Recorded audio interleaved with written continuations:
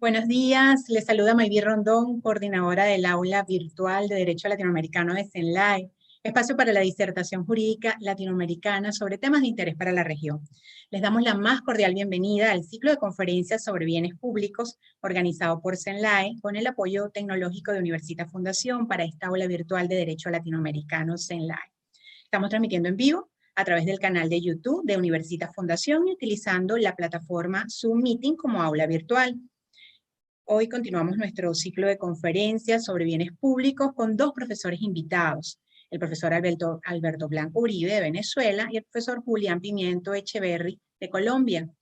Iniciamos con el profesor Alberto Blanco Uribe de Venezuela, cuya conferencia es titulada Alcance del derecho humano al patrimonio cultural. El conferencista definirá los principios fundamentales del derecho humano al patrimonio cultural y su contenido esencial, en interdependencia con los derechos al ambiente, al paisaje, a la información, a la participación ciudadana y a la tutela judicial efectiva. El profesor invitado, Alberto Blanco Uribe, es abogado magna cum laude de la Universidad Central de Venezuela de 1983, especialización en Derecho Administrativo de la Universidad Central de Venezuela, tiene especialización sobre contaminación y molestias, especialización en Derecho Ambiental y de la Ordenación del Territorio y especialización en Derecho Público de la Universidad Robert Schuman, Estrasburgo, en Francia. Especialización en Justicia Constitucional, en Derechos Humanos y Garantías Constitucionales de la Universidad Castilla-La Mancha, Toledo, España. El profesor Alberto Blanco Uribe también tiene especialización en Derechos Humanos y Derecho Internacional Ambiental de la Universidad Central de Venezuela, en la Universidad Católica Andrés Bello y en la Universidad de los Andes. Es fundador y ex coordinador de la Cátedra Libre de Derechos Humanos de la Universidad Central de Venezuela, fundador y expresidente de la Sociedad Venezolana de Derecho Ambiental, miembro del Instituto de Derecho Ambiental de República Dominicana, también de la Asociación de Juristas de Iberoamérica, de la Red Argentina de Paisaje, es profesor en Factor Cultura en Perú y miembro del Comité Científico del Proyecto Internacional Reconnecting with Your Culture. Consultor en Derechos Humanos, Derecho Ambiental, Paisaje y Patrimonio Cultural, es conferencista internacional con diversos estudios publicados. Le damos la más cordial bienvenida al profesor Blanco Uribe al aula virtual de Derecho Latinoamericano CENLAE. Bienvenido, profesor.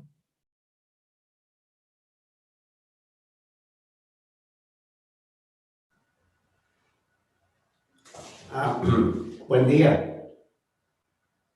Ante todo, quiero darme agradecimiento a los organizadores del evento, a este importante ciclo de conferencias virtuales sobre bienes públicos de CENLAE y por haberme invitado, y por supuesto a mi querido amigo Víctor Hernández Mendible por haber hecho posible esa invitación. Vamos a compartir pantalla. Sí. Perdón. Sí. Se ve la presentación, ¿correcto? Muy bien.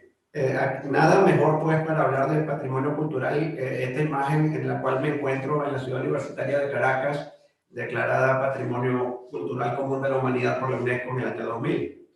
Y me corresponde hablarles, como decía mi presentadora, sobre el alcance del derecho humano al patrimonio cultural. Y lo primero que debemos hacer, no sé por qué no pasa la lámina. Perdóname, no pasa la lámina.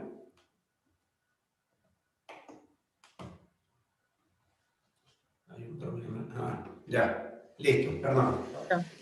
Entonces, lo primero que solemos hacer los abogados cuando hablamos de derechos humanos es irnos a hurgar en la Constitución para encontrar ese derecho explícitamente previsto en ella. Cuando eso sucede, no nos planteamos mayor problema, pero cuando no es el caso, es fundamental interpretar desde la perspectiva de los principios de interdependencia y de progresividad de los derechos humanos para encontrarlo dentro de esos otros y bajo el principio también del número abierto o cláusula del numerus apertus. Vamos a hablar del contenido esencial o núcleo duro, como se le conoce en la jurisprudencia, del derecho humano al patrimonio cultural, para lo cual es menester ir al análisis de derechos hermanos, como el derecho al ambiente, a la cultura, a la ciudad y al paisaje. En el caso de la Constitución venezolana, no existe el derecho al patrimonio cultural en forma explícitamente consagrado. Sin embargo, hay varias menciones importantes al tema de la cultura, desde el preámbulo, donde se habla de la cultura, educación, derechos humanos, democracia y ambiente como patrimonio común de la humanidad, y luego diversas menciones en relación a las lenguas que se hablan en el país como patrimonio cultural, el derecho a la cultura y protección del patrimonio cultural, tangible o intangible. Alargando un poco los conceptos, y una serie de normativas que tienen que ver con derechos procedurales que le son aledaños y que van a servir de garantía para su ejercicio efectivo, como es el derecho a la información, la participación ciudadana, la educación para la ciudadanía y la educación ambiental, el derecho al ambiente, la ordenación del territorio desde la perspectiva de objetivos de desarrollo sostenible, cultura, geografía, participación, información. Vamos a encontrar también el derecho de petición, la libertad asociativa, libertades de culto y de pensamiento, y por supuesto los derechos de debido proceso, acceso a la justicia y tutela judicial efectiva para el aseguramiento del goce efectivo y la restauración de estos derechos cuando han sido lesionados. Ese es un rápido paseo por la Constitución venezolana, pero en este momento lo que nos interesa es pasar revista a una serie de documentos del hard law y del soft law, del derecho internacional, que están vinculados a los derechos humanos y que a partir de una línea que yo he calificado de la idea de calidad de vida, vamos a ir construyendo las bases de este derecho humano al patrimonio cultural. Por supuesto que esta revista que vamos a pasar no pretende en ningún caso ser exhaustiva, eso sería imposible en estas condiciones. La Declaración Universal de los Derechos Humanos nos habla de que toda persona tiene derecho a un nivel de vida adecuado, que es lo que se ha dado en llamar el derecho a la calidad de vida, que está por supuesto indisolublemente ligado al tema de la salud y el bienestar físico y mental. Línea que también aborda la Declaración Americana de los Derechos del Hombre y de los derechos y deberes del hombre, y la Convención Americana sobre Derechos Humanos y la Convención Europea sobre los Derechos Humanos vienen a reforzar, si bien no la explicitación del derecho al patrimonio y sus hermanos mencionados, sino básicamente los derechos civiles y políticos que le van a servir de fundamento, de herramientas o de instrumentalización para el logro del ejercicio efectivo de estos derechos, como lo son el derecho a la información, a la participación y a la tutela judicial efectiva.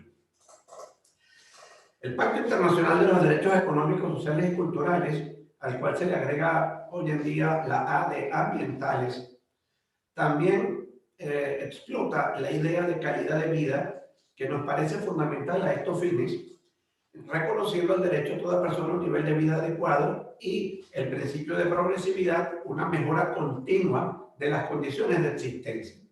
Y por supuesto, el Pacto Internacional de los Derechos Civiles y Políticos vendría siendo una instrumentalización con los derechos mencionados anteriormente que le sirven de garantía. La Declaración de Estocolmo del 72 es la primera vez que en el planeta se plantea el derecho al ambiente en forma explícita, vinculado por supuesto a la vida digna, calidad de vida y el bienestar, que es lo que hemos venido hablando y que nos va a servir de trampolín para avanzar sobre esto, que además está vinculado a la equidad inter e intrageneracional y al concepto de desarrollo sustentable. La misma Declaración de Estocolmo nos habla de que el hombre es obra y artífice del medio ambiente que lo rodea. Una relación entre lo natural y lo artificial, entre patrimonio natural y patrimonio cultural. Y la Declaración de Río de Janeiro del 92 nos va a insistir en ese derecho a una vida saludable con el concepto de desarrollo sostenible y participación, y a la tutela jurídica y judicial del ambiente, pero fíjense que esa idea de ambiente no es solamente lo natural, sino cuanto rodea al ser humano y con lo cual él interactúa. Entonces, la Convención sobre la Protección del Patrimonio Mundial Cultural y Natural de la UNESCO del 72 es a partir de lo cual se comienza a hablar por primera vez del derecho humano al patrimonio mundial de la humanidad, sea natural o cultural, con las garantías de que este patrimonio sea conservado, que haya acceso a él, incluso virtual, a la contemplación y al disfrute. Hay un proyecto de Declaración Universal de los Derechos de la Humanidad promovido por el gobierno francés con motivo de la COP21 de 2015, que está agarrando cuerpo en el mundo, habiendo sido suscrito por muchas ciudades y organizaciones no gubernamentales que hablan expresamente del derecho a la protección del patrimonio común, natural y cultural, tangible e intangible. Pues bien, esta convención de la que venimos hablando define el patrimonio cultural y lo hace desde la perspectiva de lo que es lo tangible, lo monumental, las construcciones, lugares, siempre que ellos tengan un valor universal excepcional, cosa que ya no es necesaria para definir patrimonio, pero por allí arrancábamos. Siempre sobre patrimonio cultural están estas tres convenciones, la de defensa del patrimonio arqueológico. Les pongo el ejemplo de la piedra Cueca, que fue arrebatada al pueblo Pemón en Venezuela por autorización del gobierno y enviada a Europa para que un coleccionista alemán la exhibiera, y luego de décadas de lucha el pueblo Pemón logró recuperar esta piedra que es su patrimonio cultural particular vinculado al origen, a su cosmología del origen de la vida. Patrimonio también intangible como son los diablos danzantes de Yare o el yoga, y por supuesto también lo que tiene que ver con la conservación del entorno de las estructuras y sitios patrimoniales, como podemos ver en esa pirámide azteca, que no se protege solamente el monumento en sí, sino todo el entorno, el paisaje. La Convención sobre los Derechos del Niño explícitamente sigue con la línea del nivel de vida adecuado y explícitamente habla del derecho del niño a participar en la vida cultural. Volvemos de nuevo a la Convención de la UNESCO del 72 para referirnos ahora al patrimonio natural, que también lo define desde la perspectiva monumentalista, monumentos naturales, formaciones geológicas fisiográficas y siempre el concepto de valor universal excepcional. Y les pongo ejemplos allí como el glaciar Perito Moreno en Argentina o la serranía de Chiribiquete en Colombia. Una vieja convención, por mucha gente olvidada, de Washington del 40, está reflejada allí, protección de la flora y la fauna, habla del elemento paisajista, siempre el elemento estético, que es fundamental en estos casos, y la Convención sobre Diversidad Biológica del 92 va a insistir en la necesidad de proteger el hábitat, la protección in situ, la protección de los espacios naturales. El Protocolo de San Salvador, la Convención al Pacto de San José de Costa Rica, nos habla explícitamente a nivel regional del derecho a vivir en un medio ambiente sano. Y vamos a empezar a entrar en esto, la Carta Internacional para la Conservación de Ciudades Históricas, que es un tema fundamental porque ya empieza a vislumbrarse el concepto de paisaje patrimonial y el concepto de derecho a la ciudad, sobre el cual vamos a hablar un poco. Y aquí insiste en el tema del patrimonio desde el punto de vista de una ciudad histórica, como lo viene siendo Toledo en España, o como lo es también Quito en Ecuador, valores a conservar de carácter histórico, y toma en cuenta tanto los elementos materiales y espirituales que determinan la imagen del sitio, y también tanto lo natural como lo creado por el hombre, y se insiste en el tema de la participación ciudadana.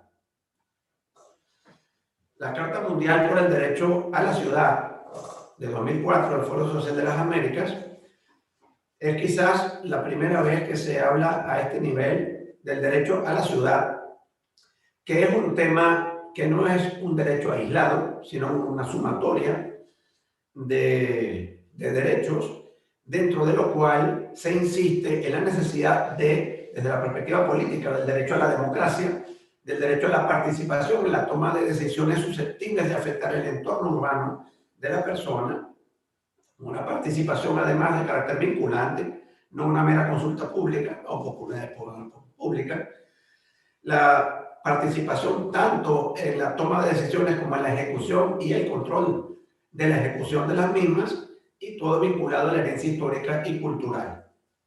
Y específicamente ciudadanía, información, participación y justicia, el tema de educación para la ciudadanía, educación para la participación, educación patrimonial, educación ambiental. La necesidad de respetar el patrimonio natural, histórico, arquitectónico, cultural y artístico. También sobre el derecho a la ciudad, la Agenda 2030 de Desarrollo Sostenible, en uno de sus objetivos, el 11, habla de que se deben lograr ciudades y asentamientos humanos inclusivos, seguros, resilientes y sostenibles.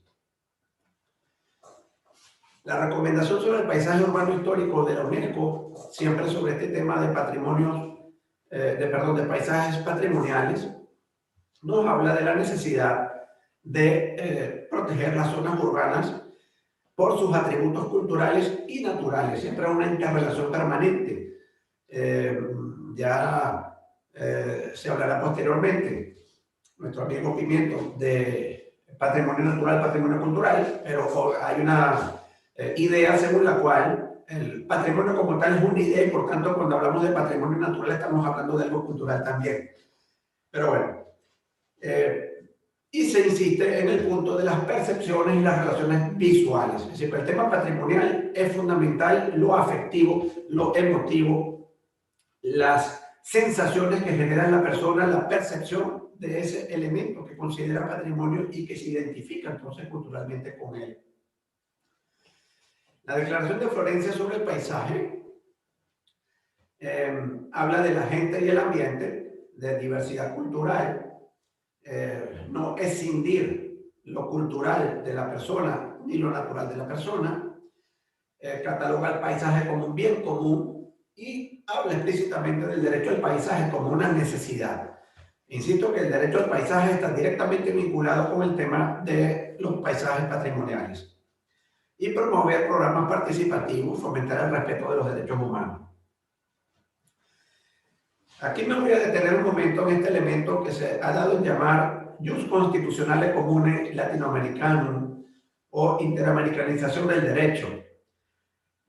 ¿A qué se refiere esto? Básicamente a que cuando uno analiza los regímenes constitucionales de cada país, particularmente de América Latina, nos vamos a ir tropezando poco más o menos, pero esencialmente con los mismos principios, particularmente en materia de regímenes políticos y en materia de derechos humanos. Por tanto, lo que se puede considerar un principio del derecho constitucional venezolano, argentino, chileno, colombiano, mexicano, es en realidad, al estar presente en todos esos ordenamientos, un principio de derecho constitucional común latinoamericano. Tan importante que se puede sobre esa base considerar que es una fuente de derecho esencial a la hora de tomar una decisión judicial. Y lo cierto es que nosotros vamos encontrando el derecho al patrimonio cultural en una constitución y en otra, mientras que en otras puede ser que esté diluido en otros derechos o que haya una referencia limitada o muy explícita. Y en definitiva, el hecho de que haya una claridad sobre el tema en un régimen constitucional de uno de nuestros países nos permite considerar que se trata de un principio también vigente en el nuestro. Eso ayudado con la interpretación judicial, obviamente con la jurisprudencia de los tribunales que entran además en diálogo entre sí.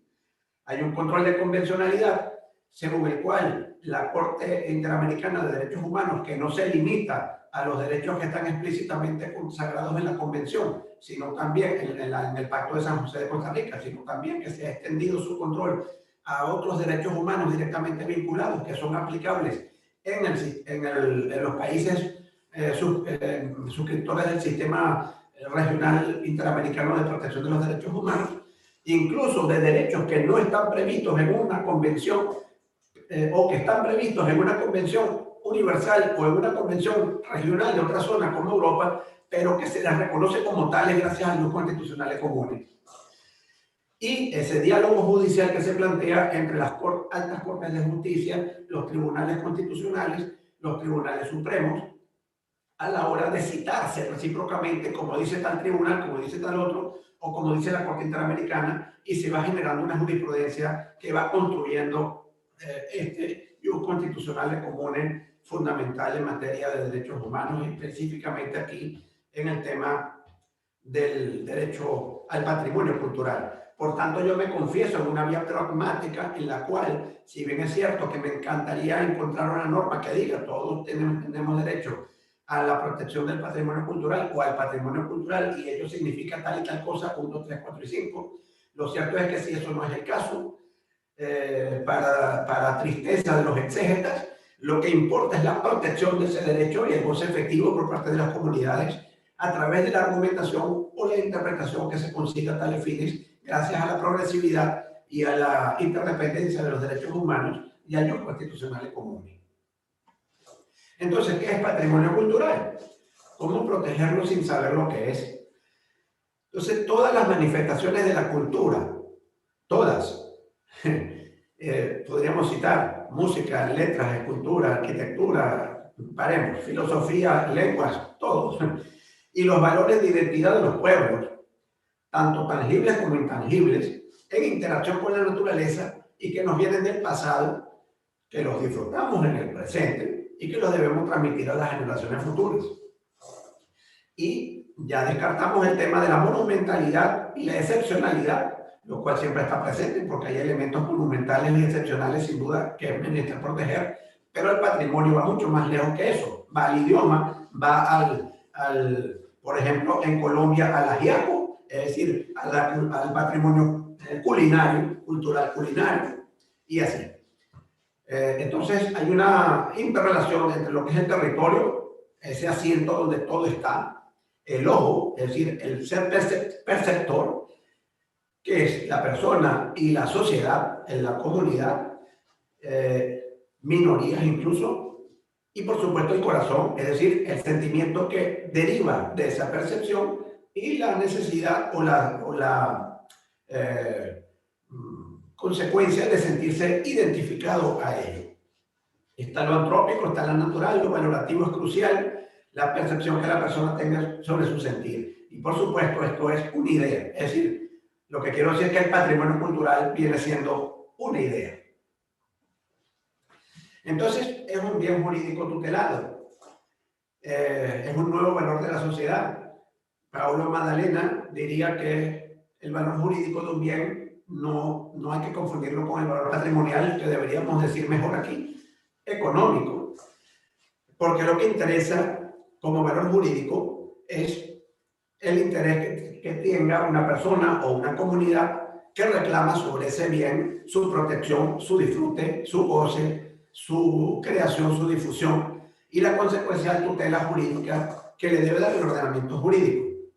Entonces, en el patrimonio cultural, tangible o intangible, hay ingredientes materiales como suelos, agua, fauna, flora, construcciones, papel, soportes digitales, esculturas, pinturas, etc.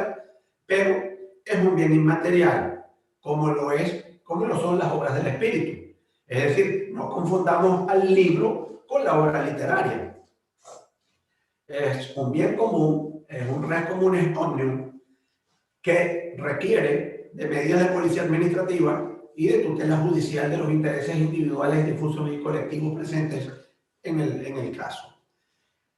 Remite la condición de derecho humano y algunos se refieren a ello como los derechos culturales, derechos de acceso a la cultura, de creación cultural, de difusión de la cultura, de protección, de respeto a la diversidad y de autodeterminación acerca de que se considera cultura desde la perspectiva de una comunidad en particular, sin imposiciones.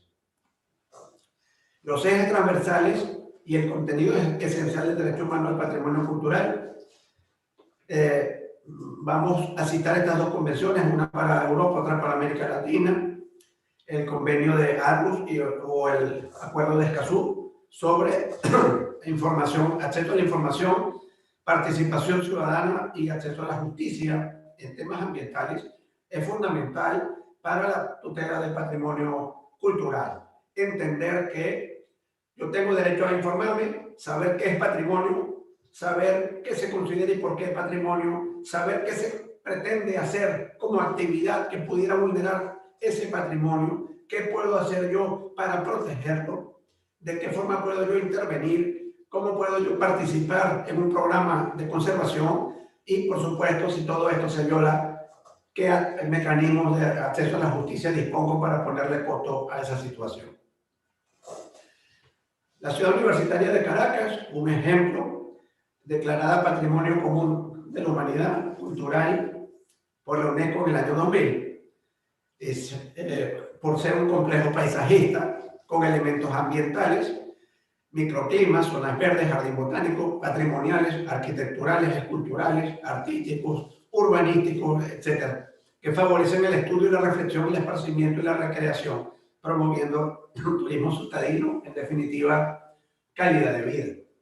Podemos ver allí murales, vitrales, esculturas, diseños de paisajes de jardines, fauna, contraste con el fondo de la ciudad, etc.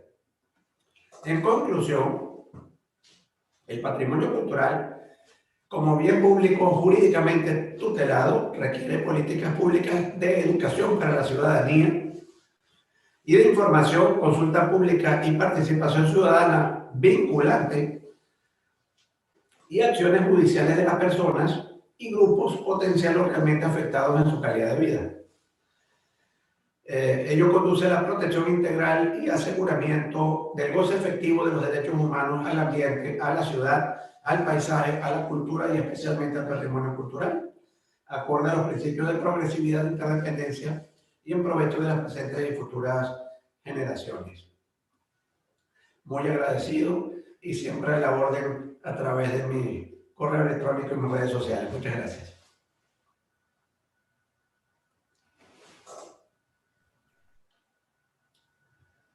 Muchísimas gracias, profesor, por su interesante exposición sobre el patrimonio cultural.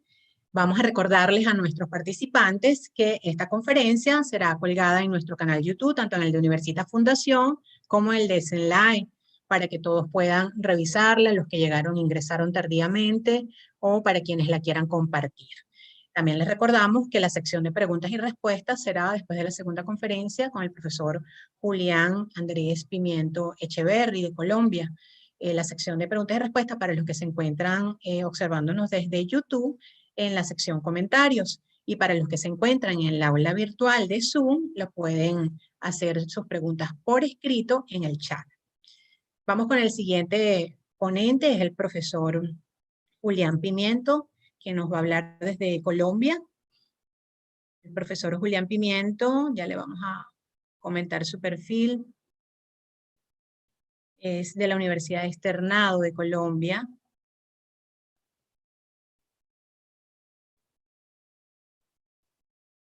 Es doctor y magíster en Derecho Público de la Universidad Panteón Assas París II, con estudios postdoctorales en la Universidad de Barcelona sobre responsabilidad extracontractual por limitación de la propiedad privada. Es abogado de la Universidad Externado de Colombia, es profesor de pregrado, de posgrado, maestrías y doctorados en la misma universidad, autor de numerosas publicaciones nacionales e internacionales en Derecho Público, Expropiación y Propiedad Pública. Se desempeñó como magistrado auxiliar en la presidencia y en la sección tercera del Consejo de Estado. Ha sido profesor invitado de la Universidad Católica de Chile, la Pontificia Universidad Católica del Perú, la Universidad de Barcelona y la Universidad de Santiago de Compostela. Es asesor permanente de entidades privadas y públicas en asuntos relativos a acciones indemnizatorias, expropiación, derecho de tierra, saneamiento y gestión de bienes públicos. Le damos la más cordial bienvenida al profesor Julián Pimiento Echeverry al aula virtual de Derecho Latinoamericano Zenlai. Bienvenido, profesor. Muy buenos días para todos desde Bogotá. Pues primero y antes de comenzar formalmente, quisiera agradecer a la SENADE pues por la invitación. De verdad que para los que nos gustan los bienes públicos, tener ese espacio, de verdad que es una alegría, y además pues permite discutir a un nivel latinoamericano pues parte de las reflexiones a las que hemos intentado llegar pues con tanto estudio y con tanto trabajo digamos, en los últimos años. También eso hace parte de las investigaciones que he hecho en el marco de la Red Internacional de Bienes Públicos, donde pues somos un grupo nutrido de profesores de distintos países de Latinoamérica, y tengo el honor de coordinar con Gerardo García Álvarez, un profesor de la Universidad de Zaragoza. Digamos, honor se completa un poco más, pues, en la medida en que le tengo un especial cariño a República Dominicana, donde también he sido invitado a dictar clases en la Pucamaima, y donde, pues, afortunadamente hemos también como completado ese tipo de reflexiones en las discusiones con los estudiantes y en el doctorado. Entonces, pues, bueno, simplemente para tomar una pequeña reflexión del profesor Blanco Uribe que hizo, uno se pregunta mucho en tema de patrimonio natural y cultural. Probablemente con el patrimonio natural es más fácil. Uno dice, bueno, ¿cómo protegemos? Están las áreas protegidas. Él hablaba del ajiaco en Colombia. Uno decía, bueno, pero finalmente, ¿cómo se protege el ajiaco? ¿Será que si yo hago un ajiaco mal hecho, entonces estoy violando el patrimonio cultural? Si canto mal un vallenato. Entonces, pues, es cierto que aquí estamos hablando de muchas figuras muy distintas. Estamos hablando no solamente del parque natural, la bella cascada o ese espectacular visual que tienen algunos parques naturales. Estamos hablando también de las manifestaciones culturales, estamos hablando también de los edificios, estamos hablando de muchas cosas cuando hablamos de patrimonio cultural y natural. Yo, digamos, después de esa brillante conferencia, pues no me voy a encargar de la parte sustancial del derecho, es decir, del aspecto humano, de alguna manera, a qué derecho tengo yo cuando me refiero al patrimonio cultural o al patrimonio natural. Me parece que el derecho colombiano, digamos que solucionó el problema de una manera muy adecuada y lo declaró derecho colectivo. Y cuando yo declaro o creo la categoría de derecho colectivo, pues tengo la suerte de poder poner o activar un conjunto de protecciones especiales, como sería la acción popular, que tiene un mecanismo exclusivo de protección del patrimonio cultural, del patrimonio natural, de los bienes públicos. En fin, digamos que da un escenario muy interesante que recubre ese concepto de derecho humano, y que yo creo que pues evidentemente el doctor Blanco pues lo presentó de una manera espectacular. Entonces, pues simplemente ¿cuál sería mi reflexión o hacia dónde quiero ir? Yo quiero mirarlo desde el punto de vista de los bienes públicos y desde el punto de vista de la relación con la propiedad. Porque cuando hablamos de patrimonio natural y cultural, no estamos hablando necesariamente de bienes públicos. Estamos realmente haciendo referencia a una figura que surge en la mayoría de países bajo la idea de la función social de la propiedad, pero que nos permite trasladar la protección del interés general a las entidades públicas, pero también a los particulares. Es decir, yo puedo ser propietario de una casa en la Candelaria, yo puedo ser propietario de aún tierra que está en un parque natural. Entonces la pregunta es cómo funcionamos o cómo debemos entender esos dos conceptos de patrimonio cultural y natural en relación con los bienes públicos, la propiedad pública, y en relación también con la propiedad privada. Quisiera iniciar con una pequeña, digamos, una frase que siempre me llama mucho la atención, y es, pues, la verdad es que en este momento ya no sabemos bien lo que significa la propiedad. Y yo creo que es algo que nos tiene que guiar en estas reflexiones. Y básicamente, pues, les traigo de qué estamos hablando, ¿no? Pues aquí está el casco histórico de Santo Domingo, está el Parque Canaima, si no me equivoco, en Venezuela, está el Parque Chiribiquete aquí en Colombia, y pues para mí lo que es la joya de la corona, obviamente, el Centro Histórico de Cartagena. ¿Qué tienen en común? Sería la pregunta. ¿Cómo logramos entender este concepto común? Claro, aquí me falta el patrimonio cultural inmaterial, me falta el Galeón San José, que es patrimonio arqueológico, pues patrimonio cultural sumergido, pero quiero que veamos que hay unos elementos comunes que nos permiten entender estas dos ideas de patrimonio cultural y natural bajo el mismo prisma, desde el punto de vista de las competencias públicas y desde el punto de vista de relación con la propiedad. ¿Cuál sería el diagnóstico que creo yo debemos hacer? Primero, un desorden normativo. ¿En qué sentido? En que no tenemos claridad, digamos, se han ido superponiendo las categorías de protección. En Colombia, por ejemplo, a las tradicionales figuras de parques naturales, áreas protegidas, ahora le agregamos una que es la de sujetos de derecho. La jurisprudencia, digamos, todavía nos debe cómo se van a integrar el concepto de bien de uso público, de parque natural y el de sujeto de derecho, porque los parques naturales están declarados en algunos casos como sujetos de derecho. Ya hay una sentencia, por ejemplo, que dice que ordena excluir a todos los humanos de algunos parques naturales. Entonces, pues ahí nos generan unos problemas en cuanto a cuáles son las categorías de protección, y nos pasa, yo creo que mucho en Latinoamérica, pensamos que entre más normas mejor, que entre más leyes, que entre más instrumentos mejor, en vez de buscar de pronto la eficiencia de aquellos que ya existen, y eso yo creo que es evidente tanto en el ámbito del patrimonio cultural como en el ámbito del patrimonio natural. No hay un acercamiento sistemático. Probablemente el acercamiento más sistemático que tenemos es el acercamiento con el enfoque de derechos, pero no es un acercamiento, digamos, que le permita a las autoridades, más allá de dar la titularidad y la protección del derecho, de realmente acudir y tener la titularidad de la protección del bien y ser proactivos en la protección del bien. Aquí se han creado algunas entidades especializadas en la protección de determinados bienes, pero todavía creo yo nos debemos o se debe ese acercamiento sistemático. También tenemos una regulación anacrónica desde el punto de vista principalmente del derecho de propiedad, y hay una tensión muy fuerte. Nuestros códigos civiles están vigentes y siguen repitiendo esa idea de la propiedad como un derecho absoluto, perpetuo, que yo creo que es una idea que nunca fue cierta, siempre fue un mito, pero que hoy, en la actualidad, pues definitivamente, claramente resulta inadecuada frente a los retos de protección del interés general.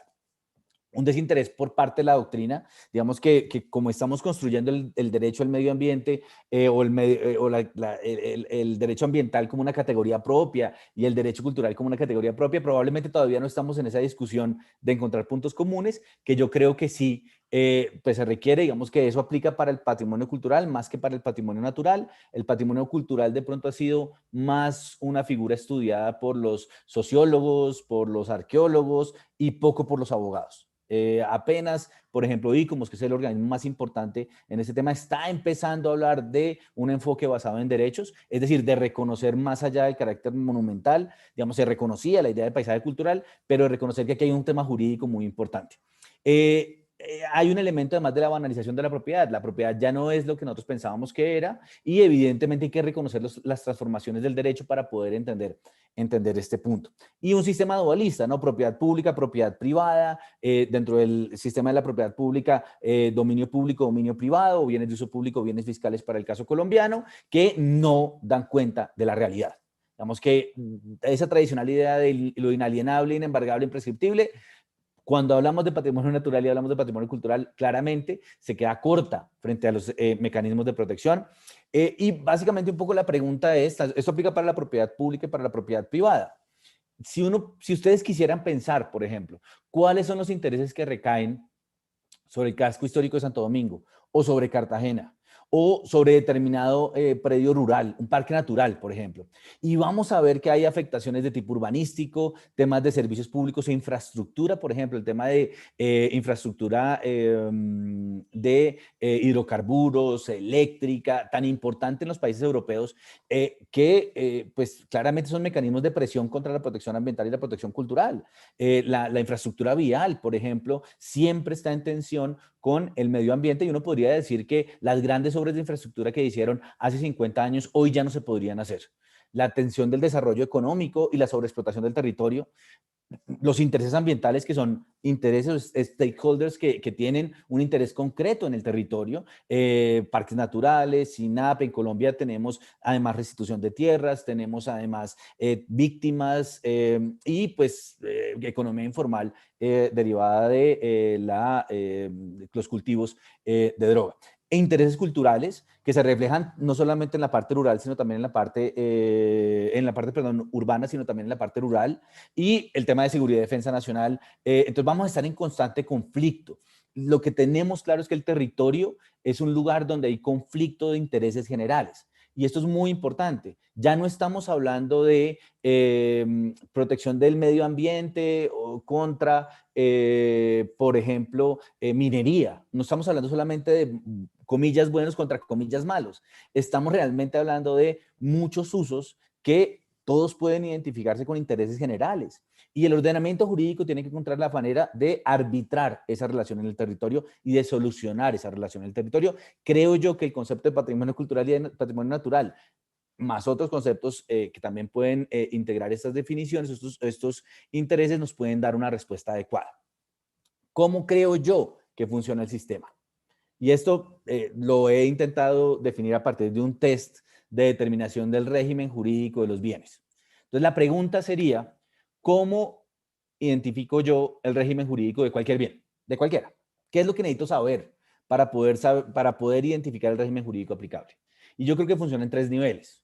Lo primero es saber quién es el dueño, si la propiedad es pública o privada. Piensen en un predio que está en una zona, en un área de protección, o piensen en una casa que está en el centro histórico de Caracas, o en el centro histórico de Cartagena, o en la Candelaria aquí en Bogotá, o en el casco histórico de Santo Domingo.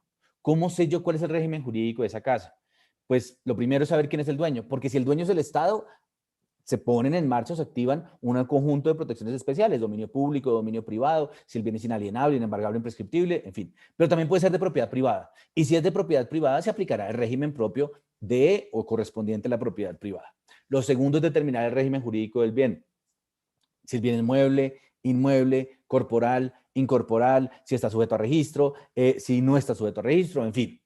Pero lo más importante, y es la forma de unir la teoría, la teoría funcionalista con la teoría proprietarista, es identificar las afectaciones al interés general. Una casa, en el casco histórico de Santo Domingo, tiene usos urbanísticos, sin duda, hay un interés urbanístico ahí, pero también hay un interés cultural, pero también hay un interés económico, desarrollo económico, si yo quiero poner, por ejemplo, un restaurante. Entonces, un mismo bien puede tener distintas afectaciones al interés general. Un mismo bien puede estar llamado a vehicular distintos intereses generales. Ese mismo bien tendrá distintos regímenes jurídicos y autoridades que van a intervenir en él en la medida en que yo pueda identificar esos intereses generales. ¿Qué da el hecho de que un bien esté destinado o afectado al patrimonio cultural o al patrimonio natural? Y esto es común para todos.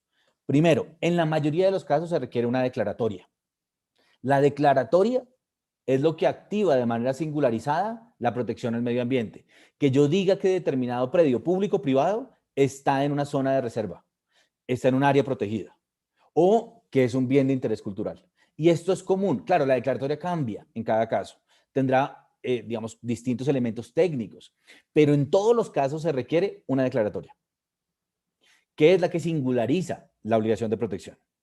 Segundo, digamos que es más importante para la propiedad privada que para la propiedad pública, pero digamos que es relevante para los dos casos. Régimen de gestión. En todos los casos lo que ha hecho el ordenamiento jurídico es decir, si usted tiene un predio, una zona, una propiedad en un área de reserva forestal, en un parque natural, o la tiene en el centro histórico, eso implica para usted 2 cosas. Primero, la necesidad de obtener unos permisos especiales que requieren o activan unas competencias particulares de las autoridades encargadas de proteger esos intereses. Pónganle ustedes, o les pongo un caso, autoridades ambientales o autoridades que protegen el interés cultural y unos instrumentos de planificación. La autoridad administrativa emite unos instrumentos de planificación para determinar el uso que se le va a dar a la propiedad. Entonces, por ejemplo, en Colombia, cada parque natural tiene su propio instrumento de planificación que le dice al propietario qué puede hacer ahí. Y ese propietario puede ser público o privado, es totalmente irrelevante, pero le dice qué puede hacer ahí. Y luego viene un instrumento de sanción. Digamos que en el segundo punto es muy importante que tengamos en cuenta que el mito del siglo XIX del derecho civil era que la ley era la que limitaba el derecho a propiedad. Eso hoy no es cierto, eso hoy es mentira. Hoy son las autoridades administrativas, a través de esos instrumentos, los que definen el contenido del derecho a propiedad. La ley crea las categorías, la ley crea la idea de parque natural, de zona de reserva, las crea, pero quien las aplica y quien define el contenido del derecho a propiedad son las autoridades administrativas.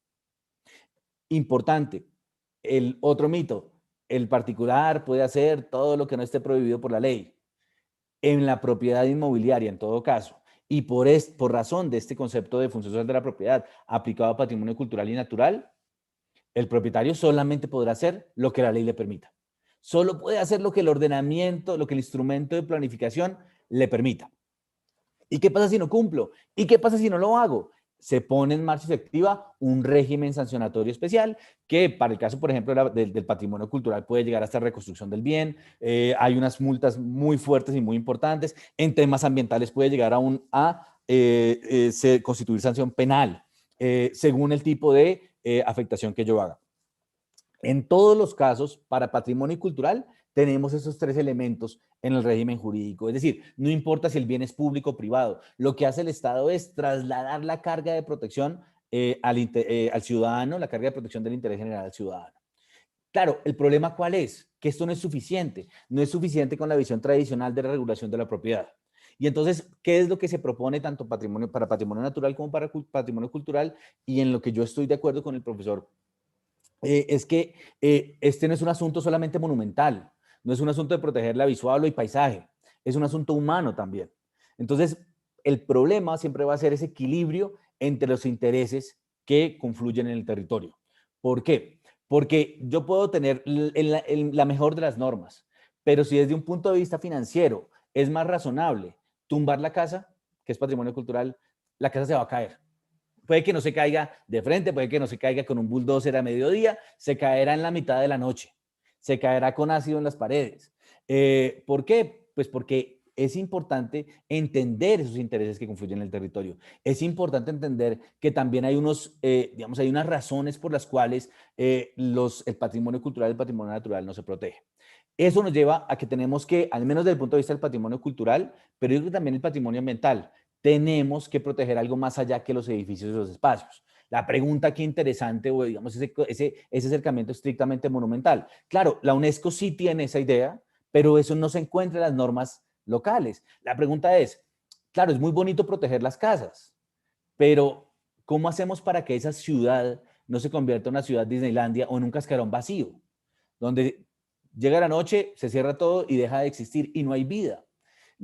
Yo creo que lo que tenemos que reconocer es el carácter multidimensional del ambiente y la cultura como determinante en la formación de nuestros países. Es decir, no es un asunto solamente de proteger de manera estática el medio ambiente o de proteger de manera estática la cultura. Tenemos que buscar la manera de proteger los usos en la medida en que esos usos sean compatibles con la protección del patrimonio cultural y el patrimonio natural. Y tenemos que reconocer la dimensión, la autonomía de la dimensión cultural del territorio. ¿Por qué? Porque digamos que en lo ambiental ese no es un problema. Ya tenemos los determinantes ambientales en el territorio, al menos en el caso colombiano. En casi todos los países, digamos, ha habido una fuerte tendencia desde los 90 a proteger el medio ambiente. En la cultura ha sido como el patito feo. Digamos que no se ha dado una gran evolución en este punto. ¿Y eso a qué nos lleva? Yo creo que deberíamos reconocer la cultura como un determinante del territorio, como un determinante en la regulación de las ciudades y en la formación de las ciudades.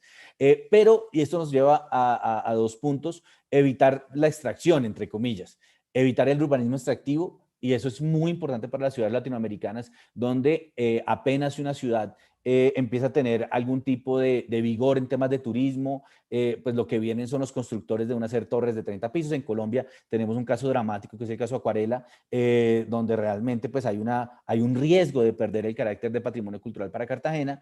Digamos, la Declaratoria de Patrimonio Cultural de la Humanidad para Cartagena, básicamente por el urbanismo extractivo, porque quieren construir a 200 metros de las murallas, quieren construir 5 torres de 30 y 31 pisos cada una, y están están en este momento el Cartagena y el Ministerio de Cultura están en un litigio muy fuerte para evitar que se construya ese proyecto inmobiliario.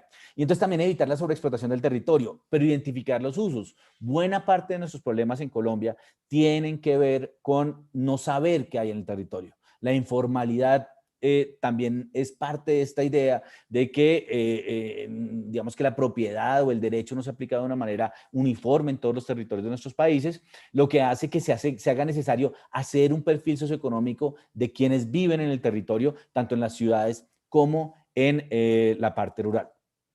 La idea, tenemos que reforzar la idea de paisaje cultural urbano y de patrimonio cultural y ambiental como una forma de desarrollo. Y aquí es muy importante, tenemos que buscar la manera de alinear los intereses públicos con los privados. Eso no quiere decir privatizar la cultura, privatizar el ambiente. Quiere decir, y aquí voy, digamos, y ya con esto cierro, pues tenemos que identificar, saber que nos toca jugar con el propietario privado, que no es solamente un tema de Estado, y que al jugar con el propietario privado, pues tenemos que entrar en contacto con el derecho de propiedad. ¿Y eso qué implica? Que entre más carga le pongamos al propietario, tenemos también que crearle más herramientas financieras para que sea razonable para él respetar el derecho a propiedad. Sabemos lo que está pasando en España en este momento, que mucha gente con las cargas financieras que implica la protección del medio ambiente deciden abandonar el derecho a propiedad, lo que es casi imposible. O sea, nosotros sabemos cómo adquirirla, pero no sabemos cómo abandonar la propiedad inmobiliaria. Y ese es un reto que tenemos en este momento por en el ordenamiento jurídico. Entonces, pues, ¿cuál ha sido de pronto, yo creo que en este momento, cerraré de pronto con dos ideas que son un poco, digamos, fuertes, pero quisiera más sentar la discusión sobre eso. Yo creo que frente al concepto de patrimonio cultural y patrimonio natural, lo que decían nuestras constituciones y nuestros códigos civiles ya no es cierto. La propiedad ya no es un derecho absoluto, realmente nunca lo ha sido, pero sí estamos viviendo un relativismo muy importante y sobre todo la supresión lenta e imperceptible como el aluvión, la lenta supresión de los derechos adquiridos. Ya no se puede hablar de un derecho adquirido una licencia minera, ya no se puede hablar de un derecho adquirido una licencia urbanística. ¿Por qué? Porque el contacto con el interés general va a hacer que esos derechos sean siempre precarios. Ahora, la pregunta es, ¿la propiedad desaparece? Y yo creo que no, la propiedad siempre vuelve. Tenemos que encontrar herramientas para que sea razonable y considerar esto además como un mercado, sea razonable para el particular proteger el interés general, pero que el Estado adquiera el bien cuando lo necesite. Es decir, tiene que haber ese equilibrio. Yo no le puedo pasar todo el particular no es una autoridad ambiental, el particular no es autoridad cultural. Ese es el rol del Estado. Y cuando el Estado vea que es una carga demasiado grande para el ciudadano, tiene que expropiar. Están las herramientas. Entonces, la pregunta es, ¿cómo equilibramos interés general y propiedad privada para lograr el mejor modelo posible de protección del patrimonio cultural y del patrimonio natural? Pasé un poco rápido por esos temas, esto normalmente son horas y horas de explicación, pero pues yo estoy seguro que en las preguntas podré de pronto desarrollar algunas ideas con algo más de profundidad. Simplemente quisiera dejarlos con esta cita también, y es que de alguna manera igual la propiedad, tanto pública como privada, pues es esa barrera, ¿no? Es la línea entre el Estado y el ciudadano, y justamente es ahí donde tenemos que jugar, sabiendo que la propiedad ya no es lo que era antes, y que tenemos que también tener en cuenta al ciudadano en las decisiones que involucren la protección del patrimonio cultural y del patrimonio natural. Muchas gracias. Excelente, profesor. Muchísimas gracias por su exposición, narrándonos los elementos comunes del patrimonio natural y el patrimonio cultural. Pasamos a la sección de preguntas y respuestas. Les recordamos a nuestros participantes que la pueden hacer en YouTube a través de la sección comentarios y en el aula virtual, en la plataforma Zoom, lo pueden hacer a través del chat por escrito. Iniciamos.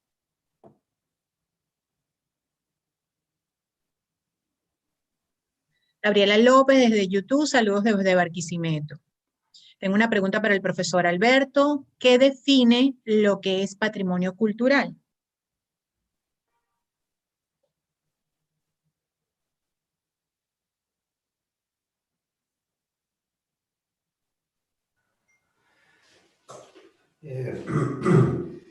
Bueno, acerca de quién define lo que es patrimonio cultural, mucha gente piensa que tiene que ser la UNESCO o que tiene que ser un instituto de patrimonio cultural del país, una entidad oficial, un instituto autónomo, un ministerio.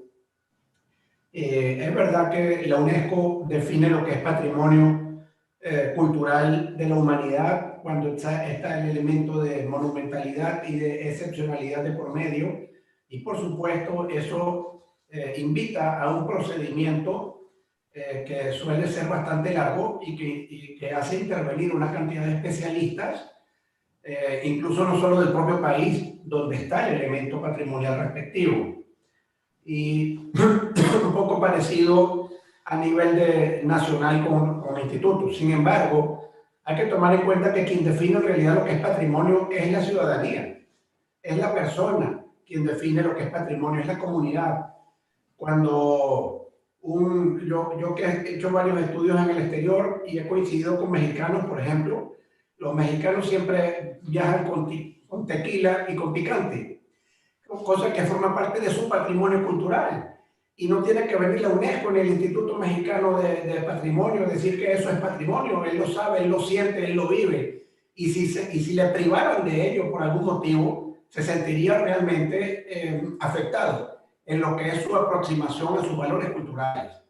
Y lo mismo puede decirse para un venezolano. No tiene por qué venir nadie a declarar la arepa como patrimonio culinario de Venezuela, y tampoco tenía que la UNESCO declarar a los diablos danzantes de Yare como patrimonio cultural intangible para que eso fuese reconocido como tal por los venezolanos y particularmente por la comunidad de venezolanos en donde estas danzas son del diario acontecer.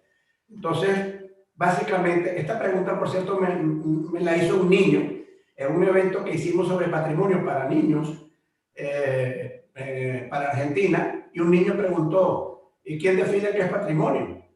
Pues tú, tus amigos, tus familiares, consulta con tus abuelos, sale a la calle, mira lo que hay y con qué te identificas y con qué no. Y con lo que tú te identifiques, eso es patrimonio.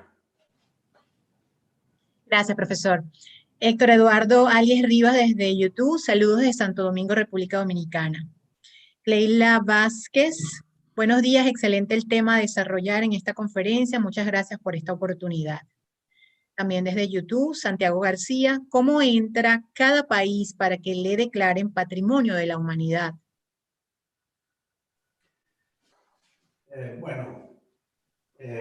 Yo supongo que se está refiriendo a cómo hace un país para que, por ejemplo, un monumento histórico que se encuentra en su territorio sea declarado por la UNESCO como Patrimonio Común de la Humanidad.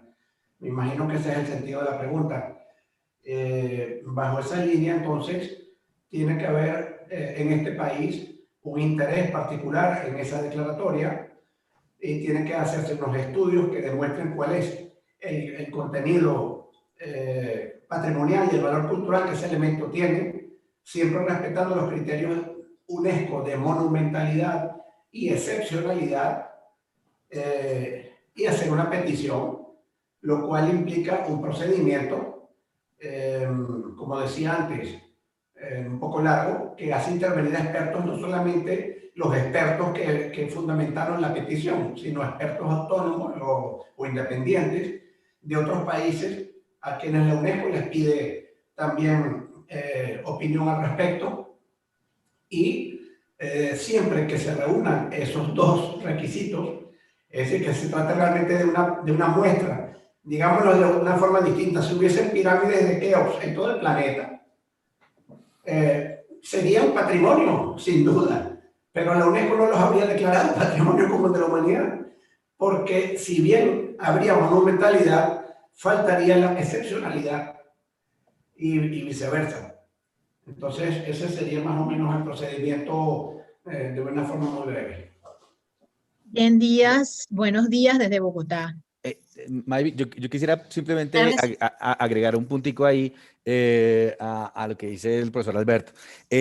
Cada país tiene, digamos que hay una tensión entre la parte formal y la informal del patrimonio. Sin duda el patrimonio, y en eso estoy totalmente de acuerdo, pues es una manifestación humana que no requiere declaratoria, pero lo cierto es que cada país también tiene sus niveles de protección.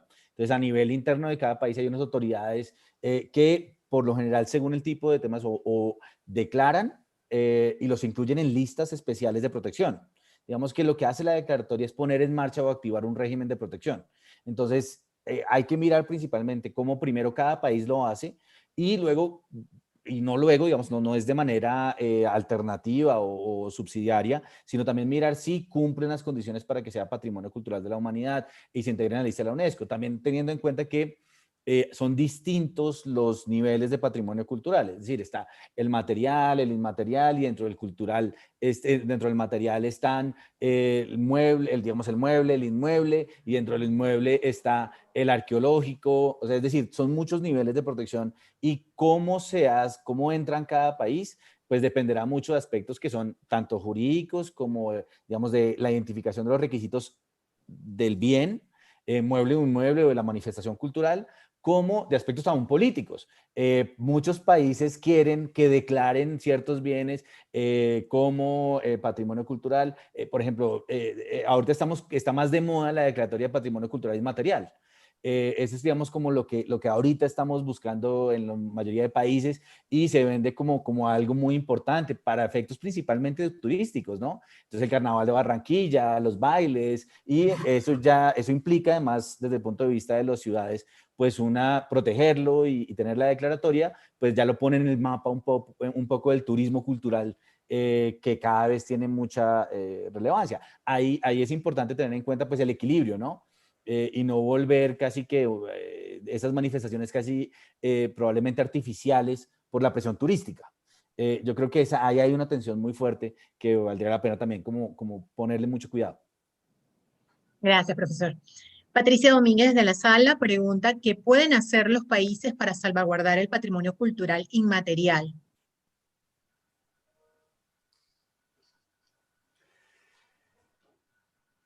Bueno, ¿qué pueden hacer los países para proteger el patrimonio cultural inmaterial o intangible?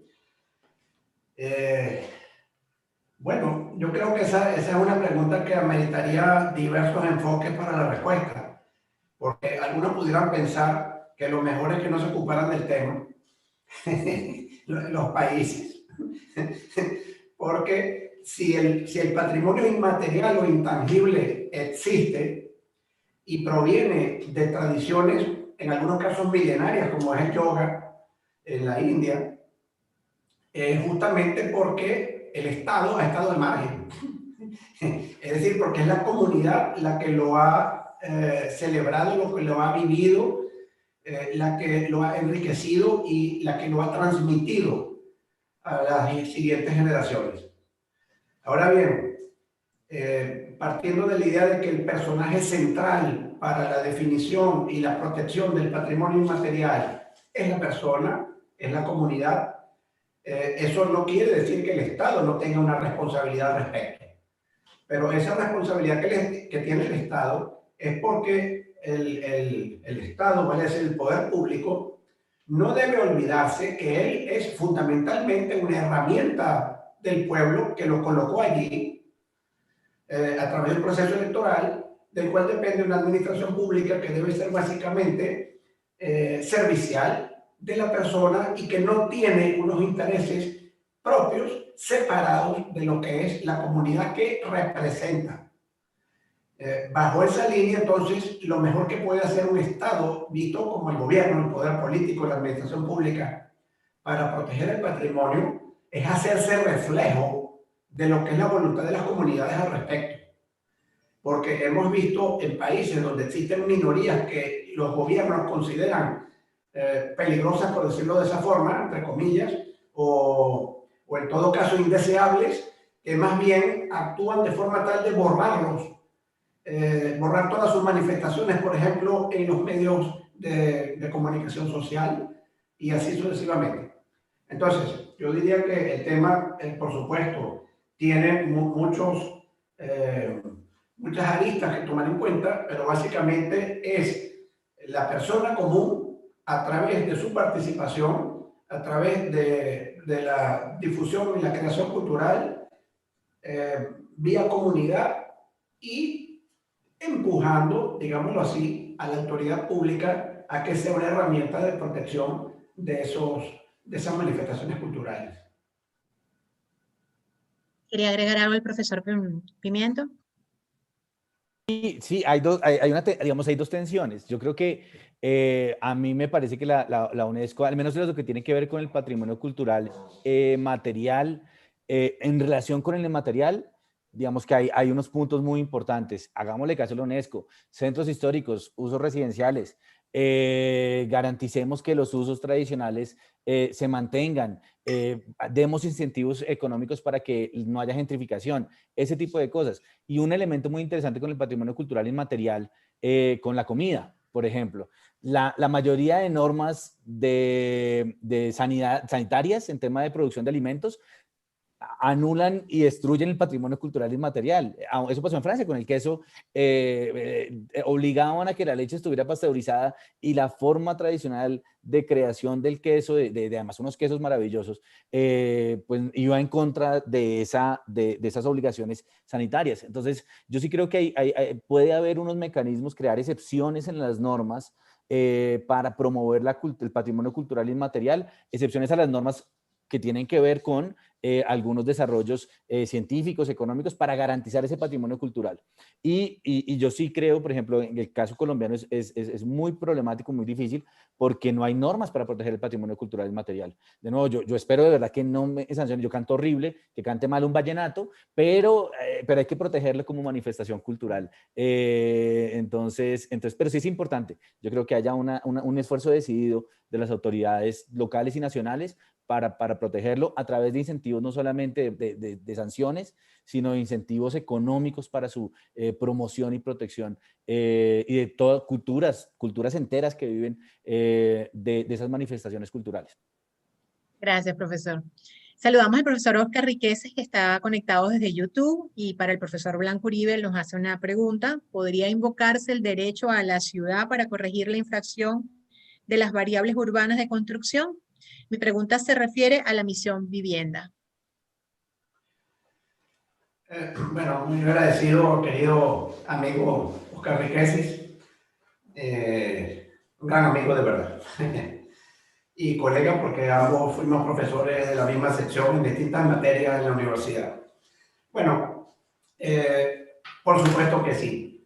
El hecho de que se cometan infracciones a las variables urbanas, y particularmente en el caso que él menciona, que es mediante el ejercicio perdón, la ejecución de una política estatal de vivienda que no fue sometido a ningún proceso de consulta, sino que fue impuesto de forma unilateral y vertical desde el poder hacia la comunidad, incidiendo, por supuesto, en la geografía, en el paisaje citadino, en el medio urbano que se encontraba protegido por variables urbanas en su momento, dictadas por las autoridades municipales y que de una u otra forma habían cumplido con procesos de consulta, de información y de participación ciudadana. El ciudadano podía saber cuáles eran las variables urbanas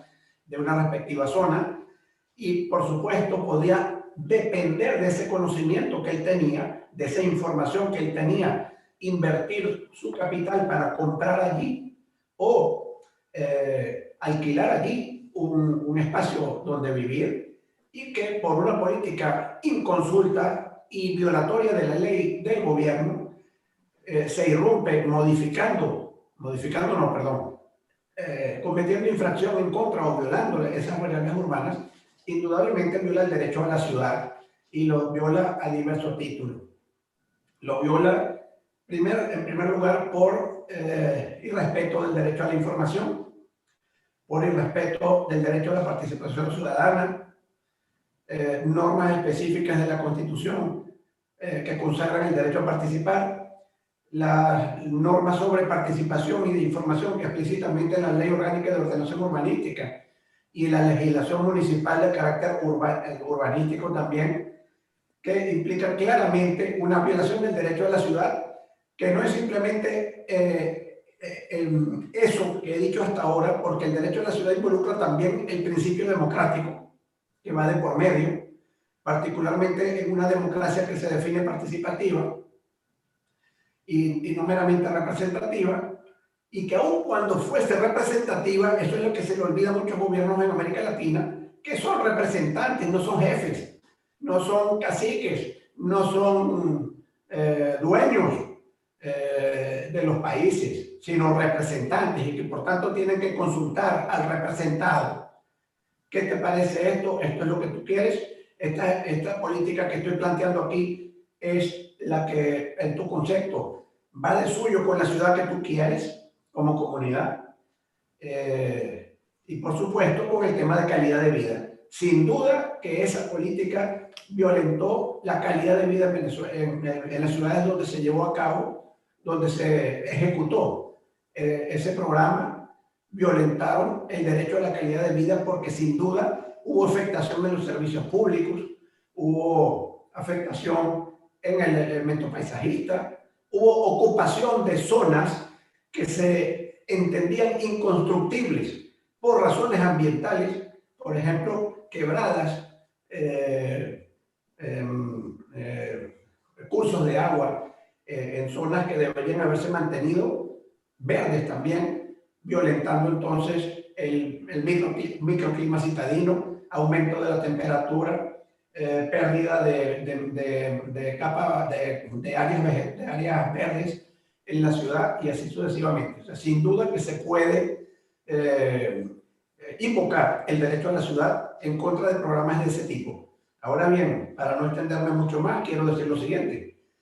En una democracia real donde existe un Estado de Derecho, no basta con plantearse lo que el ciudadano puede reclamar y bajo qué concepto él puede invocar ese reclamo que él hace, sino que hace falta un juez.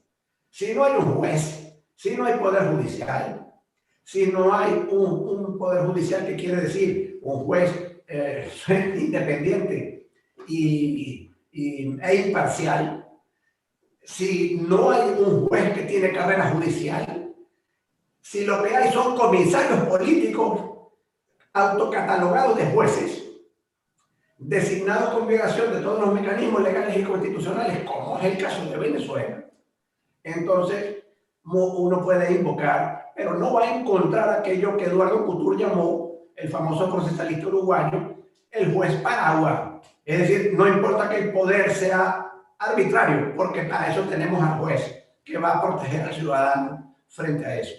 Entonces va de la mano lo que puedo invocar con tener a quien invocarle y que él sea autónomo, independiente y funde su decisión exclusivamente en derecho. Gracias, profesor. Gabriela López desde YouTube nos pregunta para el profesor Pimiento, ¿cuál es la diferencia entre un bien patrimonial y un recurso patrimonial? Muy sencillo. A ver, primero en cada país las definiciones son diferentes. Entonces, digamos, el concepto de recurso patrimonial tiene que ver más con dineros públicos. Básicamente tiene que ver con eso. Mientras que bien patrimonial tiene esa idea de que son bienes patrimoniales del Estado, un poco aquellos que se identificarían en España o en Francia con el dominio privado del Estado, aquellos que se identificarían en Colombia con los bienes fiscales, es decir, son unos bienes que realmente no tienen una afectación, digamos, de bienes de uso público destinados a un servicio público como la categoría de esos países y que son de alguna manera, entre comillas y muy entre comillas, disponibles por las entidades públicas. Claramente eso, yo tengo una postura al respecto particular y es que el hecho de que un bien pertenezca al patrimonio público, sea dominio público, dominio privado, bien de uso público, bien fiscal, bien patrimonial o bien de dominio público, igual implica una protección importante porque en todos los países se protege de una manera muy fuerte el patrimonio público. Todo lo que integra esa masa, desde el escritorio donde funciona, desde donde administra un funcionario, hasta la calle o el puente más grande, todos tienen un elemento en común y es la idea de pertenencia al patrimonio público, de propiedad pública, que hace que sea una protección, que genere una protección especial. Entonces, bien patrimonial es un, digamos, mejor recurso patrimonial son recursos públicos que son representados principalmente en dinero, mientras que los bienes patrimoniales son esa categoría que se distingue de los bienes de dominio público o bienes de uso público en Colombia, según la categoría o el modelo en el que estemos. Muchísimas gracias. Yerlin Romero, desde Bogotá. Saludos a Yerlin. Pregunta al profesor Pimiento. Siendo que la ciudad amurallada de Cartagena es Patrimonio Nacional de Colombia y Patrimonio de la Humanidad, ¿cree usted que finalmente pueda llegarse a construir dicho conjunto? A ver, les voy a, para responder solamente, no me voy a demorar. Les voy a mostrar les voy a compartir pantalla un segundo y les voy a mostrar la foto para que vean el caso. Es que es un caso de Colombia, pero a uno le dan ganas de llorar cuando lo ve. Sí alcanzan a ver de pronto en la pantalla, está esta, bueno, esa es la muralla, esa es la parte de la muralla, la parte un poco de atrás que da hacia la ciudad, quedaría así. Miren, esta es una de 5 torres, está construida hasta el piso 20, son 30, es decir, son 10 más, y le faltan 4 torres al lado. Las malas lenguas dicen que había más parte del proyecto, que no estaba hecho, que se iba a hacer mucho más grande. Eso ha generado probablemente el litigio más interesante que tiene en este momento desde el punto de vista de protección del patrimonio cultural en Colombia es esto. La pregunta que se hace es, ¿se debe construir? No. UNESCO ya dijo, hay que tumbar ese edificio. Además, son infractores urbanísticos, es decir, se conviene una parte de espacio público. En fin, hay mucho litigio detrás de esto, pero así no lo hubiera, este edificio no puede ser construido. Miren, no solamente por el valor intangible del patrimonio cultural, hay un valor económico en el patrimonio cultural. El impacto, tanto simbólico como económico, que tendría para una ciudad como Cartagena, la pérdida del patrimonio cultural, la pérdida de la calificación de patrimonio cultural de la humanidad. Este edificio, este proyecto le cambia la visual a la ciudad. Sería totalmente distinto, eso destruye el patrimonio. Claro, los promotores inmobiliarios están diciendo, no, que eso está perfecto, que es divino, que al contrario es lo mejor para la ciudad, pero fíjense solamente el impacto que tendría desde las fotos. O sea, no requiero más que mostrarles la foto para que ustedes sean conscientes de lo complicado y de lo difícil, lo grave que sería que ese proyecto se construyera. Ahora, la pregunta es, ¿por qué razón se debería tumbar? Decía yo en la clase que hay unas acciones populares, digamos que en el caso específico de la Acuarela no es tan complejo porque ellos son infractores urbanísticos ya declarados por la autoridad de policía correspondiente, entonces pues, y ordenó la demolición del edificio. Entonces, por ese lado no es tan grave. Pero digamos que no lo fuera. Yo creo que ahí efectivamente se ponen en marcha los mecanismos de protección del patrimonio cultural que harían que, por ser un interés superior y porque el interés general prevalece sobre el particular, el proyecto inmobiliario debería no construirse. En caso, digamos, en un caso hipotético donde ellos no fueran infractores urbanísticos, el mecanismo sería la expropiación del proyecto inmobiliario, o bien el otro mecanismo sería pues por vía de la acción popular, que el juez ordene la demolición, digamos, sin perjuicio de la posible indemnización que pudiera llegar a tener el promotor inmobiliario.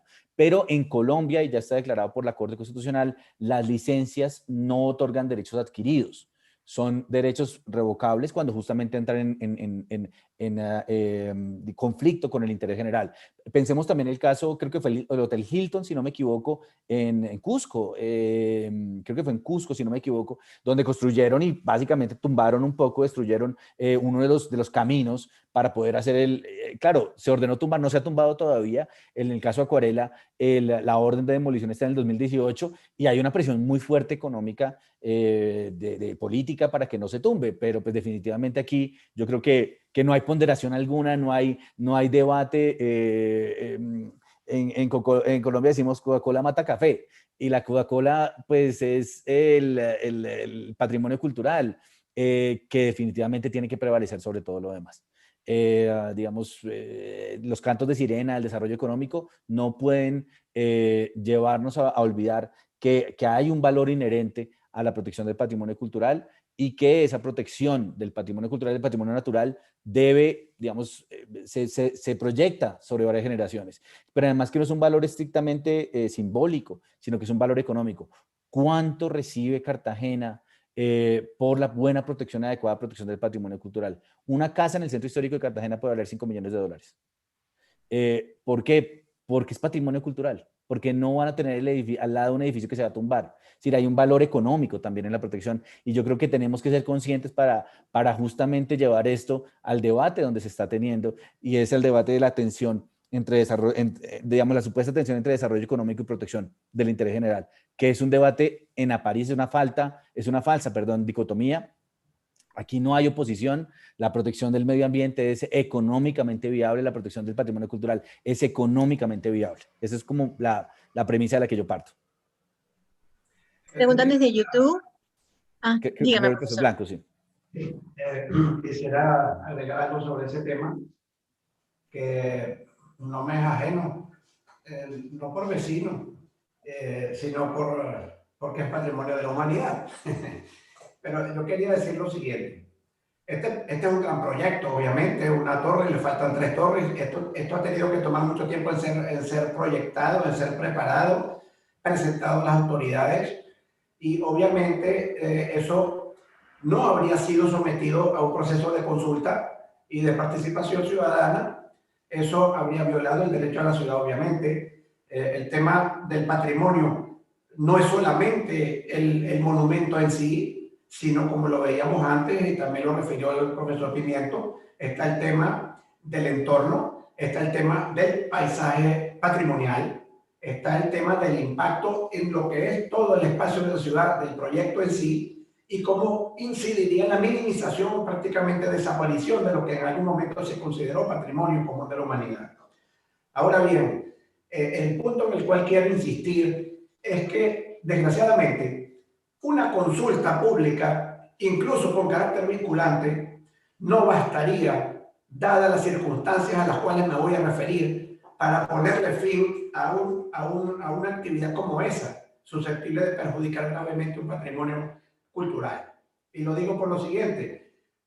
Recuerdo que insistí sobre la importancia de la educación para la ciudadanía y el tema de la educación patrimonial, que debe forjarse desde la más tierna niñez para lograr la sensibilización necesaria para que el día de mañana, cuando a ese ciudadano le pregunten, ¿usted qué opina de este proyecto?, él sea capaz de decidir sobre la base de parámetros patrimoniales y no sobre la base que le vende la parte económica, la parte industrial y la parte desarrollista, de que esto va a generar tantos empleos, esto va a hacer que venga más turismo, es decir, va a votar, por decir esa palabra, en la consulta que se le hiciera, va a decir, sí, yo estoy de acuerdo, ¿cuál es el problema? Unas piedras viejas allí no pueden parar el desarrollo de la ciudad y nos vamos a beneficiar todos con ello.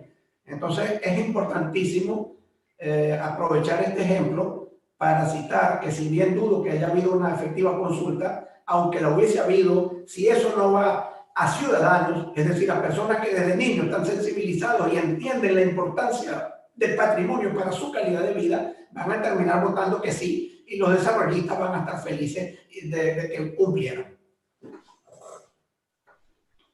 Preguntan desde YouTube, en Latinoamérica y el Caribe no se evidencia un turismo cultural de calidad en las comunidades, a pesar del riquísimo acervo y tradiciones que poseen. ¿Por qué ocurre esto?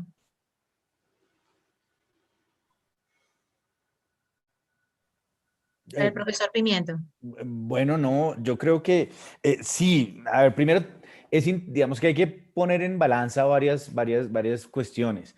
Lo primero es que el turismo sí ha sido, de una u otra manera, y no lo quiero ni glorificar ni minimizar, ha sido un vector de protección del patrimonio cultural y natural. Yo creo que tenemos que ser conscientes de eso. ¿Qué pasa o qué pasa con Venecia? ¿Qué pasa con Barcelona? ¿Qué pasa con Cartagena? Y es que el atractivo turístico ha hecho una sobreexplotación del territorio. Y tenemos que tener mucho cuidado con eso, porque tiene que haber un equilibrio entre el turismo que queremos, digamos, como ser muy conscientes de qué turismo se quiere, digamos, además con los resultados que eso trae, ¿no? Prostitución, turismo de noche, digamos, extractivo, digamos, no tanto por el tema de los valores y eso, sino realmente por los problemas sociales que puede generar un turismo mal manejado. Entonces, no puede ser cualquier tipo de turismo, sino un turismo que realmente responda a unas condiciones mínimas para las ciudades. Digamos que Cartagena en el tema de turismo cultural no ha tenido, ahorita estamos en sobreexplotación, pero no es difícil porque Cartagena es la puerta al mundo, digamos, es fácil. Pensemos en otros turismos culturales. Entonces, pues, sí es cierto que hay una tensión, porque mientras que hay muchas ciudades que quieren hacer como de su patrimonio cultural el polo de atracción del turismo, otras quieren de alguna manera regularlo, minimizarlo, porque, pues, por los impactos que ha tenido.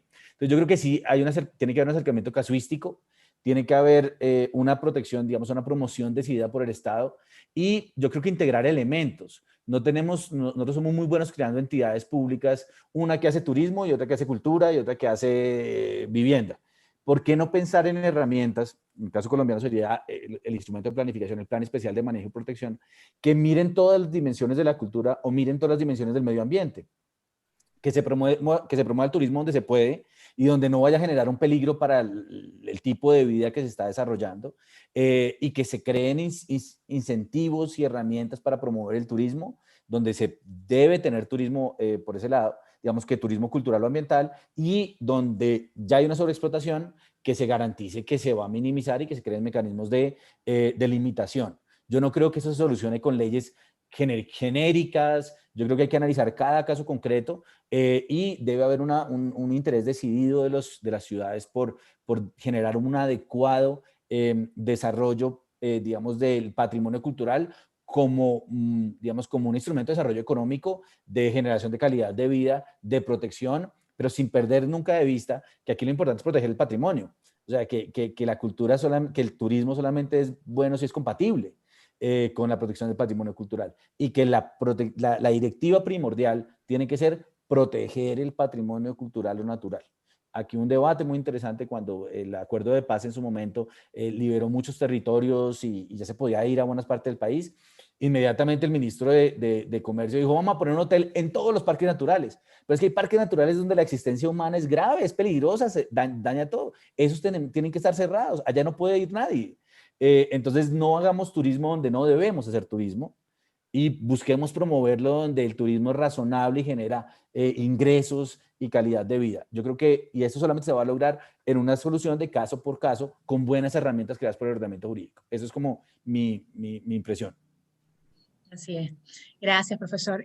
María Angélica Gómez desde YouTube nos pregunta: saludos de Colombia, en busca de una protección mayor para las reservas naturales. ¿Hasta qué punto podría volverse una reserva natural, patrimonial, cultural por su diversidad de flora y fauna?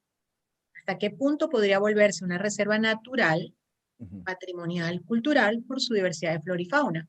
Yo ahorita le voy a pedir la opinión al profesor Blanco Uribe, porque yo creo que él tiene, él lo dijo en su conferencia.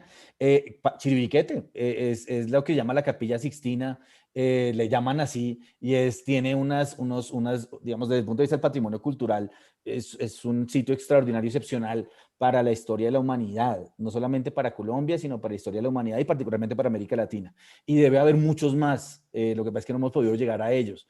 Pero por supuesto que aquí tenemos que pensar en una protección multidimensional del territorio, y en los países latinoamericanos, y yo estoy seguro Venezuela, al menos que compartimos la Amazonía, la situación es muy similar. Es que la protección de la diversidad o del patrimonio ambiental es necesariamente una protección del patrimonio cultural.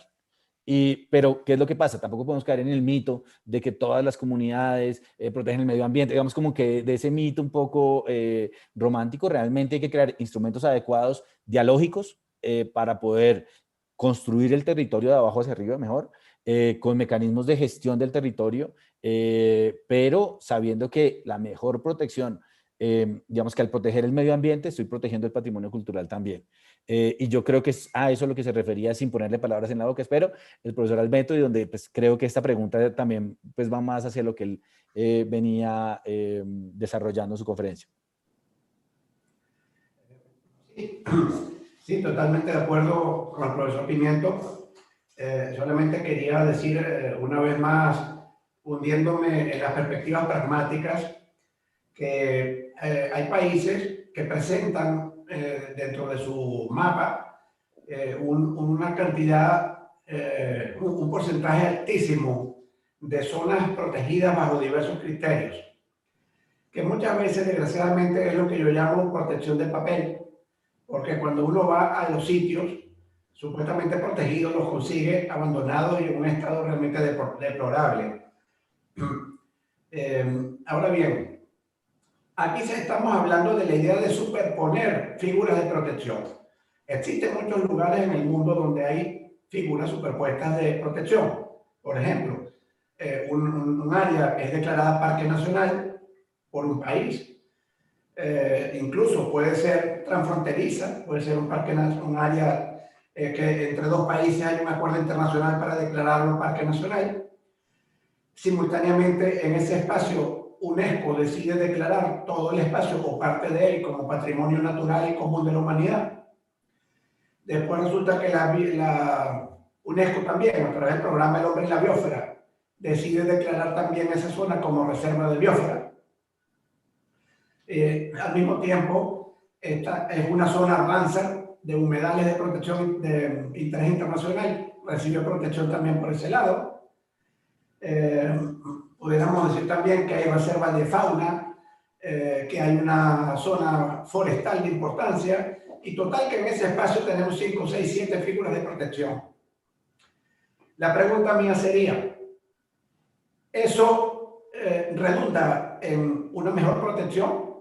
En principio, inocentemente sí, pero a mí me parece que más vale que hubiese solamente una figura, pero que se la aplicara correctamente.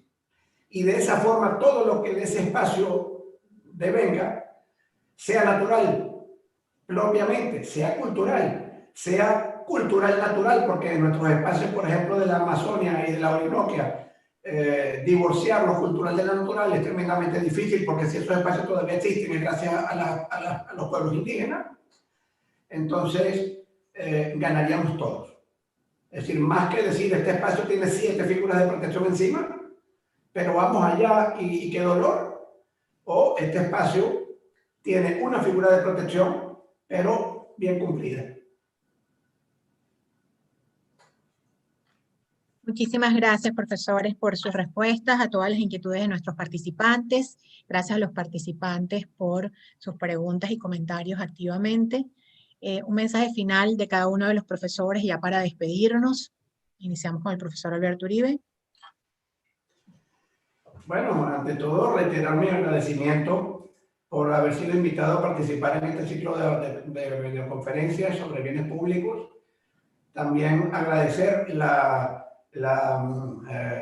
no sé si llamarlo sorpresa o en todo caso el honor de haber compartido panel con el profesor Pimiento, cuyas ideas las he compartido 100%, y de altísima calidad, como todos los eventos también de CENLAE.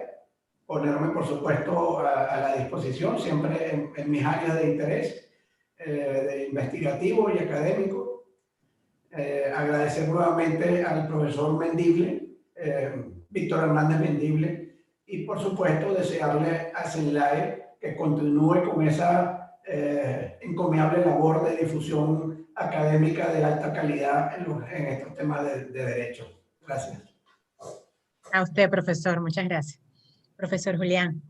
Pues igual, y me uno también al agradecimiento al gran amigo Víctor Hernández Mendible, pues porque él siempre tiene, afortunadamente lo invita a uno a cosas divertidas. De verdad que ha sido un honor y un placer. A mí este tipo de eventos siempre me sacan una sonrisa porque es bueno, digamos, encontrar que hay más gente que uno que comparte las mismas pasiones y los mismos intereses. De verdad que los felicito por este espacio, que además llega a toda Latinoamérica y les agradezco muchísimo por haberme dado la oportunidad de estas reflexiones y pues por intercambiar ideas con el profesor Blanco Uribe, que de verdad ha sido un gran placer este momento. Muchísimas gracias a ustedes, profesores, por ser parte de esta aula virtual de Derecho Latinoamericano CENLAE, a todos los participantes que todos los viernes están con nosotros en la misma hora, 10 de la mañana Colombia, México y 11 de la mañana Venezuela, República Dominicana, algunos otros países que han cambiado el horario como Francia, España, a las 4 de la tarde. El próximo viernes, recuerden que seguimos con este ciclo de videoconferencias, le corresponde el ciclo ambiental al profesor José Luis Villegas Moreno, de la Universidad de Comillas, España, y al profesor Gonzalo Aguilar, de la Universidad de Talca, Chile. Van a hablar del Acuerdo de Escazú, así que los esperamos. La cita es el próximo viernes 20 de noviembre. Muchísimas gracias, donde quiera que se encuentre, y ya saben, en su aula virtual de Derecho Latinoamericano, el próximo viernes a la misma hora. Gracias.